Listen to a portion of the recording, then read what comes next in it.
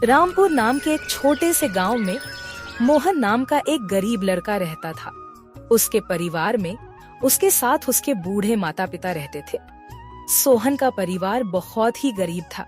उनके पास ना तो कोई जमीन थी, नहीं खाने के लिए कोई साधन था। सोहन दिन भर मजदूरी करता और उससे जो कुछ भी कमा पाता उसी से अपने पूरे परिवार का पेट भर लेता। यह देखकर सोहन के माता पिता बहुत दुखी होते। हमारे पास ना अपना घर है और ना ही अपनी कोई जमीन। हमारा बेटा दिन भर दूसरों के खेतों में मजदूरी करता है और उसके बदले भी उसे बहुत कम पैसे मिलते हैं। हम दोनों अपने बेटे पर बोझ बन रहे। परेशान मत हो रीमा, हमारा बेटा बहुत मेहनती है, भगवान सब देख रहा है। सोहन ने कभी किसी के साथ गलत नहीं किया, वह ईमानदारी से मेहनत करता है।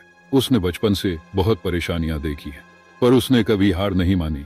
एक दिन हमारा बेटा भी बहुत धन कमाएगा और उसकी सारी परेशानियां दूर हो जाएंगी। सोहन हमेशा सोचता था कि आज भले ही उसकी किस्मत उसका साथ ना दे रही हो, पर उसे यकीन था कि अगर वह मेहनत करता रहेगा तो एक दिन उसका भाग्य भी बदलेगा और उसकी सारी परेशानियां खत्म हो जाएंगी। एक दिन सोहन लालाराम जमींदार के खेत पर काम कर रहा था।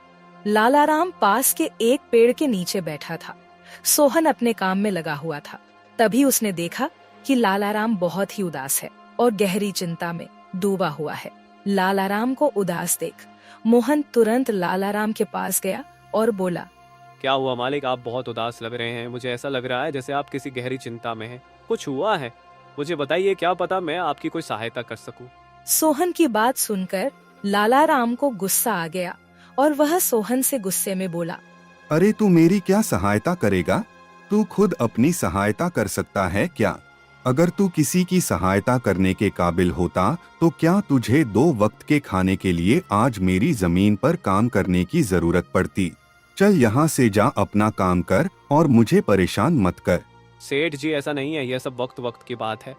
सब किस्मत का खेल है और इंसान को अपनी मेहनत पर विश्वास रखना चाहिए। आज भले ही किस्मत मेरे पक्ष में ना हो, लेकिन अगर मैं ईमानदारी और लगन से मेहनत करता रहूंगा तो किस्मत भी एक दिन मेरी तरफ झुक जाएगी। मेहनत और धैर्य से तकदीर के दरवाजे खुलने में देर हो सकती है, लेकिन मेहनत कभी बेकार नहीं जाती। मोहन की बात सुनकर लालाराम बहुत प्रसन्न हुआ। अरे सोहन, तेरे विचार तो बहुत अच्छे हैं। तेरी बातें सुनकर मन को एक सुकून सा मिला है। इतनी परेशानियों में भी तू अपनी जिंदगी खुश होकर काट रहा है। सेठ जी, यह सब मेरे पिता की सीख है। जब भी मैं किसी चीज के लिए अपने पिता से जिद करता था तो मेरे पिता हमेशा मुझे यही समझाते थे, बेटा सोहन, हमारे पास इतना धन नहीं है कि मैं तेरी हर इच्छा पूरी कर सकूं, लेकिन एक बात हमेशा याद रखना, जिंदगी भी मौसम की तरह होती है। कभी यह धूप की तरह खुशियों से भरी होती है, कभी ठंड की तरह कठिनाइयां लाती है और कभी बारिश की तरह परेशानियां आती है। लेकिन जैसे हर मौसम बीत जाता है वैसे ही जिंदगी के मुश्किल हालात भी गुजर जाते हैं। बस धैर्य और हिम्मत बनाए रखना जरूरी है, क्योंकि एक दिन सब कुछ ठीक हो ही जाता है। अरे वाह, लगता है तेरे पिता बहुत ही नेक इंसान है। किसी दिन मैं भी उनसे जरूर मिलूंगा। मालिक, क्या हुआ है? आप एक बार मुझे साफ साफ बताइए, क्या पता आपकी परेशानी का कोई हल मिल ही जाए। अरे सोहन, मैं एक बहुत बड़ी परेशानी में फंस गया हूँ। मुझे अपनी परेशानी का कोई भी हल नजर नहीं आ रहा है। सेठ जी, एक बार मुझे बताइए तो क्या पता आपकी परेशानी का कोई हल निकल ही जाए। सोहन, हमारे गांव में मेरे पिता की एक पुश्तैनी जमीन थी जो काफी पीढ़ियों से हमारे पास थी। उस पर मेरा और मेरे भाई का हक है, पर हमारे गांव के ही 2 बाप बेटों ने उस पर कब्जा कर लिया है। मैं पुलिस थाने में केस दर्ज कराने की सोच रहा था, लेकिन गांव के बहुत बड़े बड़े लोग उनके साथ हैं। मैं कितनी भी कोशिश कर लूं, लेकिन मैं उन लोगों का कुछ नहीं बिगड़ पाऊंगा। अब तो उन लोगों ने उस जमीन पर खेती भी शुरू कर दी। मेरे पिता की पुश्तैनी जमीन मेरे हाथों से छीनी जा रही है, इसलिए मैं बहुत परेशान हूँ। मुझे समझ नहीं आ रहा मैं अब क्या करूँ। आप सही कह रहे हैं सेठ जी, अगर आप कानून का सहारा लेकर भी अपनी जमीन को वापस लेने की कोशिश करेंगे तो भी आप उनका कुछ नहीं कर पाएंगे। हाँ सोहन, अब तू ही बता, मैं अब क्या करूँ? मैं तो सोच सोच कर परेशान हो गया हूँ। मेरी पुश्तैनी जमीन छीनी जा रही है और मैं कुछ भी नहीं कर पा रहा। सोहन ने कुछ देर सोचा और कहा, मालिक आप चिंता मत कीजिए, हर परेशानी का कोई ना कोई हल जरूर होता है। अगर आप चाहे तो एक तरीका है जिससे आप अपनी जमीन वापस पा सकते हैं। अगर ऐसा कोई तरीका है तो जल्दी बताओ सोहन, वह क्या तरीका है? सोहन ने लालाराम को अपनी सारी तरकीब पूरी तरह समझा दी। तरकीब सुनकर लालाराम मोहन से कहता है, अरे वाह सोहन, तू तो बहुत समझदार है, तूने तो बहुत अच्छी तरकीब बताई है। ऐसे तो मेरी जमीन मुझे जरूर मिल जाएगी, मैं तुझसे वादा करता हूँ। अगर तेरी यह योजना सफल हुई तो मैं अपनी जमीन का एक हिस्सा तेरे नाम कर दूंगा। अरे मालिक, आप ऐसा क्यों कह रहे हैं? आप मेरे मालिक हैं, आपकी वजह से मुझे अपने घर के लिए 2 वक्त का खाना मिल जाता है। आपकी मदद करना तो मेरा फर्ज है, मुझे आपकी जमीन नहीं चाहिए, ठीक है? सोहन तुम बहुत नेक इंसान हो, कल से तुम इस काम पर लग जाओ। सोहन फिर से खेत में अपने काम पर लग जाता है। अगले दिन सोहन जगत और विनोद नाम के उन बाप बेटों के पास पहुंच जाता है जिन्होंने लालाराम की जमीन पर कब्जा कर रखा था।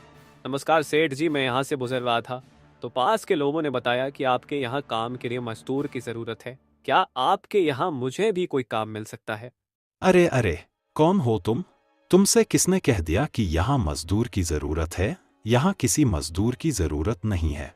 सेठ जी, मैं एक मजदूर हूँ, पास ही के गांव में रहता हूँ, काम की तलाश में इधर उधर भटक रहा हूँ। हर दिन कहीं ना कहीं काम मिल जाता है, बस उसी काम को करके अपना पेट पालता हूँ। कभी खेती कर लेता हूँ तो कभी कोई मजदूरी। यह तो ठीक है, पर हमारे यहाँ फिलहाल कोई काम नहीं है। सेठ जी, मैंने तो सुना है कि आप लोग इस गांव के सबसे बड़े जमींदार हैं, आपके पास बहुत सारी जमीन है, इसलिए आपके यहाँ हमेशा मजदूरों की जरूरत रहती है। इसलिए मुझे लगा कि यहाँ मुझे कोई ना कोई काम जरूर मिल जाएगा। अरे भाई, मैंने कहा ना, यहाँ किसी भी मजदूर की जरूरत नहीं है। इसका मतलब लालाराम सेठ आपके बारे में सही कह रहे थे? लालाराम ने हमारे बारे में क्या कहा? अरे कुछ नहीं सेठ जी, चलिए तो मैं चलता हूँ। सेठ जी, आपके यहाँ तो कोई काम नहीं है, मैं अपने लिए कहीं और कोई काम देख लेता हूँ। सोहन वहाँ से जाने लगता है। तभी जगत विनोद ने सोहन को रोककर यह पता लगाने के लिए बोलता है कि लालाराम ने सोहन को उन लोगों के बारे में क्या बताया है। अरे भाई, इधर आओ, शायद तुम्हारे लिए हमारे पास एक काम है। सोहन तुरंत उनके पास चला गया और बोला, धन्यवाद सेठ जी, बताइए क्या काम है? आप जो भी काम बोलेंगे मैं हर काम करने के लिए तैयार हूँ, आखिर बूढ़े माँ बाप का पेट पालना है। अरे सब्र रखो, काम तो हम तुम्हें बता ही देंगे। पहले यह बताओ कि लालाराम हमारे बारे में क्या कह रहा था। सेठ जी, मैं पहले लालाराम सेठ के यहाँ काम करता था, पर वह बहुत ही कंजूस और बदतमीज आदमी है। मैं उनकी यहाँ दिन रात मेहनत करता, पर इतनी मेहनत करने के बाद भी वो मेरी सही मजदूरी नहीं देता था। इस बात पर कल मेरी उससे बहस हो गई थी। फिर क्या हुआ? लालाराम ने हमारे बारे में क्या कहा?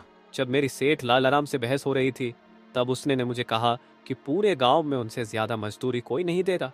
तो मैंने गुस्से में कह दिया कि गांव के सबसे बड़े जमींदार जगत सेठ और विनोद सेठ सबसे अच्छी मजदूरी देते हैं, इसलिए उनके यहाँ हमेशा काम करने वालों की भीड़ रहती है। हाँ भाई, बिल्कुल सही कहा था। आखिर हम गांव के सबसे बड़े जमींदार हैं। हमारा फर्ज है कि जो भी मजदूर हमारे यहाँ काम करता है उसे उसकी मेहनत के हिसाब से सही मजदूरी मिले। वाह सेठ जी, आपने बहुत अच्छी बात कही। लालाराम सेठ कभी भी आपकी बराबरी नहीं कर सकता, वह तो शायद आपके जितना भी नहीं सोच सकता। जगत और विनोद सोहन की चापलूसी भरी बातों में आ जाते हैं और उसे अपने यहाँ काम पर रख लेते हैं। चलो अब काम की बात करते हैं। तुम एक अच्छे इंसान लगते हो, हमें अपने खेत पर काम करने के लिए तुम्हारे जैसे ही एक मजदूर की जरूरत है। कल से ही काम पर आ जाना। कुछ दिन ऐसे ही बीत गए। एक दिन जगत अपने बेटे विनोद से बोला, विनोद बेटा, यह सोहन तो बहुत मेहनती है, यह अकेले ही 4 लोगों का काम कर देता है। अच्छा हुआ कि हमने इसे रोक लिया। हाँ पिताजी, आप सही कह रहे हो। सोहन बहुत मेहनती है, इसके जितना काम शायद ही कोई और करता होगा। ये पूरा दिन यहाँ काम पर अकेला लगा रहता है। सोहन की मेहनत ने जगत और विनोद का दिल जीत लिया। कुछ दिन और बीत गए। एक शाम जगत और विनोद अपने खेतों का दौरा कर रहे थे। जब वे अपने खेत पर पहुँचे तो देखा कि सोहन इतने देर तक भी काम कर रहा था। सोहन भाई, अब तो रात होने वाली है, तुम इतनी देर तक काम क्यों कर रहे हो? अब घर जाओ और आराम कर लो। सेठ जी, हमारी किस्मत में आराम कहाँ है? घर पर बूढ़े माँ बाप है, काम नहीं करूँगा तो उनके लिए 2 वक्त का खाना कहाँ से जुटा पाऊंगा? घर पर बैठकर आराम करने से अच्छा है कि मैं काम करूं। इस तरह मेरा मन भी लगा रहता है। तुम बहुत मेहनती हो सोहन, आज का काम यहीं छोड़ दो और घर जाकर आराम करो। नहीं सेठ जी, इसकी कोई जरूरत नहीं है। मैं काम करने में खुश हूँ। आप लोग जाइए, मैं ठीक हूँ। ठीक है सोहन, फिर हम जाते हैं। जब तुम्हारा मन करे काम खत्म करके अपने घर चले जाना, ठीक है। इसके बाद जगत और विनोद खेत को सोहन के भरोसे छोड़कर चले गए। अगली सुबह जब विनोद और जगत अपने खेत पर लौटे तो देखा कि वहाँ पुलिस खड़ी है। पुलिस को देखकर दोनों दौड़ते हुए आए और पूछा, क्या हुआ थानेदार साहब, आप यहाँ क्या कर रहे हैं? क्या यह जमीन तुम दोनों की है? हाँ थानेदार साहब, यह जमीन हमारी है, हमारे पास इसके कागजात भी हैं। फिर तो तुम दोनों को ले जाकर जेल में डालना ही पड़ेगा। यह क्या कह रहे हैं थानेदार साहब, हम कुछ समझे नहीं, आप क्या कहना चाह रहे हैं? अभी तुम दोनों बहुत अच्छे से समझ जाओगे। वह देखो तुम्हारी जमीन से क्या निकला है। थानेदार के कहते ही दोनों बाप बेटे जब पलट कर देखते हैं तो वहाँ उनकी जमीन में एक लाश दबी हुई थी जिसमें सिर्फ कंकाल बचा था। यह देखकर दोनों बाप बेटे डर जाते हैं। थानेदार साहब, यह किसकी लाश है और यह हमारे खेत में कहाँ से आ गई? अब बहाने मत बनाओ, पहले लोगों को मारो फिर उन्हें अपनी जमीन में गाड़ दो और अब कह रहे हो कि यह क्या है? नहीं थानेदार साहब, हमें नहीं पता कि यह सब क्या है। यह लाश यहाँ कैसे आई, हमें कुछ नहीं पता। अब झूठ मत बोलो, अगर फांसी नहीं हुई तो कम से कम तुम दोनों को उम्र कैद की सजा तो जरूर मिलेगी। फांसी और उम्र कैद की बात सुनकर दोनों बाप बेटे डर गए और थानेदार के सामने गिड़गिड़ाने लगे। थानेदार साहब, हम इस लाश के बारे में कुछ नहीं जानते। हमें नहीं पता यह लाश किसकी है और इसे यहाँ कौन गाड़ कर चला गया। इस मामले से बचने के लिए दोनों ने कुछ तरकीब सोचनी शुरू की। तभी सोहन वहाँ आ जाता है।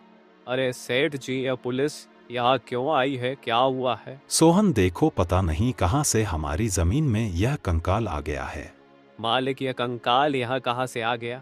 ये तो बहुत गंभीर बात है। हाँ सोहन, पता नहीं यह कंकाल यहाँ कहाँ से आया है और थानेदार साहब को लगता है कि इसे हमने यहाँ मारकर गाड़ा है। अब तू ही कोई उपाय सोच जिससे हम इस परेशानी से बच सके।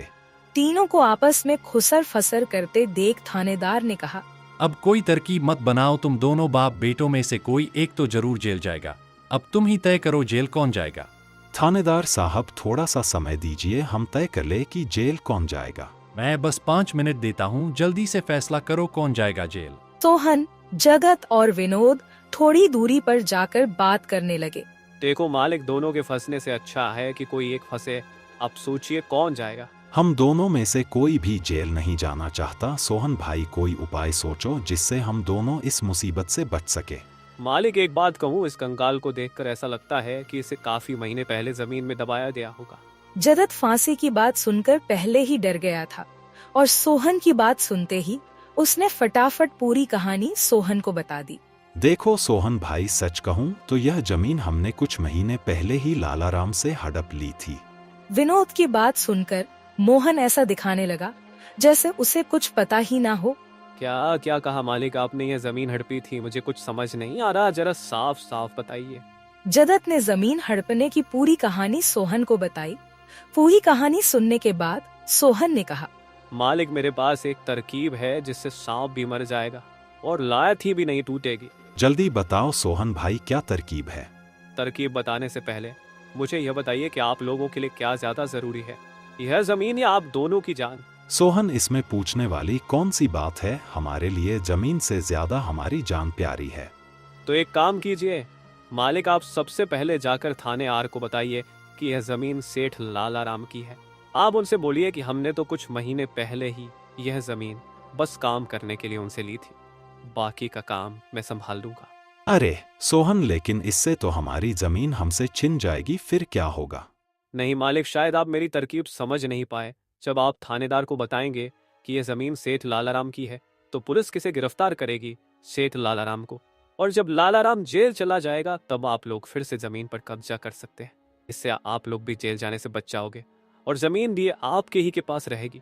सोहन की तरकीब सुनकर दोनों बाप बेटे दंग रह गए। वाह सोहन भाई, तुम तो बहुत होशियार हो। आज तक तुमने हमें अपने काम से खुश किया था, अब तुम्हारी बुद्धि हमारी जान भी बचाएगी। इसके बाद तीनों थानेदार के पास गए और मोहन ने जो कुछ कहा था वही बात दोनों बाप बेटे थानेदार से कहने लगे। थानेदार साहब, यह जमीन हमारी नहीं है। हमने कुछ महीने पहले ही काम करने के लिए यह खेत लालाराम सेठ से लिया था। वह जब खुद फंस गए हो तो अब किसी और को फंसाकर अपनी जान बचाना चाहते हो ना? साहब, अगर आपको हमारी बात पर यकीन नहीं हो रहा तो आप सोहन से पूछ लीजिए। वह हमारे साथ बस कुछ दिनों से ही काम कर रहा है। इससे पहले वह सेठ लालाराम के यहाँ काम करता था। बोलो सोहन, यह जमीन किसकी है? थानेदार साहब, ये जमीन सेठ लालाराम की है। जगत सेठ और विनोद सेठ ने तो बस कुछ समय से इस जमीन पर खेती कराना शुरू किया है। सोहन की बात सुनकर थानेदार ने सोहन से कहा, सेठ लालाराम को बुलाने के लिए कहो। सोहन, तुम एक काम करो, जाओ और सेठ लालाराम को बुलाकर लेकर आओ। सोहन तुरंत जाकर सेठ लालाराम को बुला लेता है, परंतु लालाराम अपने साथ गांव के सरपंच को भी अपने साथ ले आता है। यहाँ क्या हो रहा है? यहाँ इतने लोग क्यों जमा है? देखिए सरपंच जी, इन दोनों की जमीन से एक कंकाल निकला है और अब यह लोग कह रहे हैं कि यह जमीन इनकी नहीं है बल्कि सेठ लालाराम की है। थानेदार ने सरपंच जी को पूरी कहानी सुना दी। अपने आप को फंसा देख जगत ने सरपंच से कहा, नहीं सरपंच जी, यह जमीन हमारी नहीं है। हम यहाँ बस कुछ समय से काम कर रहे हैं। आप हमारे मजदूर मोहन से पूछ लीजिए। हाँ थानेदार साहब, यह जमीन सेठ लालाराम की है। मैं कैसे मान लूं कि यह जमीन लालाराम की है? हमारे यहाँ का थानेदार तो कह रहा था कि इस जमीन पर कोई केस चल रहा है और इस जमीन पर तुम्हारा कब्जा था, और अब तुम कह रहे हो कि यह जमीन लालाराम की है। नहीं साहब, हमने लालाराम के साथ धोखा किया था। हम बस इस जमीन को हड़पना चाह रहे थे, लेकिन अब हमें यह जमीन नहीं चाहिए। अगर आप चाहें तो हम केस भी वापस ले लेंगे। थानेदार साहब, आप जाइए, बाकी का काम अब हम संभाल लेंगे। सरपंच के कहने पर थानेदार वहां से चला जाता है। सरपंच ने लालाराम से कहा, अब बताओ, यह कंकाल यहाँ कैसे आया? तुमने किसे मारकर यहाँ गाड़ा है? अरे साहब, यह तो नकली कंकाल है। इन दोनों ने मिलकर मेरी जमीन हड़प ली। मैंने और मोहन ने मिलकर यह तरकीब सोची थी ताकि इन दोनों से सच निकलवा सकें। लालाराम की बात सुनते ही दोनों बाप बेटों के पैर तले जमीन खिसक गई। यह हम दोनों की साजिश थी, इन लोगों के मुंह से सच निकलवाने के लिए। सोहन को इस योजना में शामिल देखकर दोनों बाप बेटों को समझ आ गया कि यह सब सेठ लालाराम और मोहन की मिली भगत थी। दोनों बाप बेटों के पास अपनी गलती मानने के सिवा कोई चारा नहीं था। हमें माफ कर दीजिए सरपंच जी, हम लालच में आ गए थे। हमें माफ कर दीजिए। हम आज के बाद यह गलती कभी नहीं करेंगे और यह जमीन भी सेठ लालाराम को वापस दे देंगे। जगत और विनोद दोनों सरपंच और सेठ लालाराम से माफी मांगने लगे। दोनों को इतना गिड़गिड़ा देख लालाराम ने उन्हें माफ कर दिया। सरपंच ने भी उन्हें जेल नहीं भेजा और सेठ लालाराम ने अपना केस वापस ले लिया। लालाराम के केस वापस लेने के बाद सरपंच जी भी वहां से चले जाते हैं। धन्यवाद सेठ लालाराम जी, आपने हमें माफ कर दिया। आज के बाद हम ऐसी गलती कभी नहीं करेंगे। ठीक है जगत, कोई बात नहीं, मैंने तुम्हें माफ किया। बस याद रखना कि एक जमीन के टुकड़े के लिए तुम अपनों के साथ कभी गलत नहीं करना। बुरे समय में तुम्हारे अपने ही तुम्हारे साथ खड़े होंगे। जमीन का क्या है, कभी मेरी तो कभी तुम्हारी। आखिर में सेठ लालाराम ने सोहन को जमीन का एक हिस्सा दे दिया और उसे जमीन का मालिक बना दिया। सोहन, जैसा कि मैंने वादा किया था, जिस जमीन पर तुम काम कर रहे थे, आज से वह जमीन तुम्हारी है और अब तुम उसके मालिक हो। नहीं मालिक, इसकी कोई जरूरत नहीं है। याद करो सोहन, तुमने मुझसे क्या कहा था? बस मेहनत करते रहो, एक दिन तकदीर का दरवाजा जरूर खुलेगा। तो समझो तुम्हारी तकदीर का दरवाजा खुल चुका है और अब तुम भी जमीन के मालिक हो। अब से तुम्हें किसी और के यहाँ काम करने की जरूरत नहीं पड़ेगी। इस तरह मोहन ने अपनी मेहनत और बुद्धि से सेठ लालाराम को उसकी जमीन वापस दिलाई और दोनों ठगी करने वाले बाप बेटों को भी सबक सिखाया। इस तरह मोहन ने अपनी मेहनत और चतुराई की मदद से अपनी फूटी किस्मत बदल दी और अब वह भी एक बड़ी जमीन का मालिक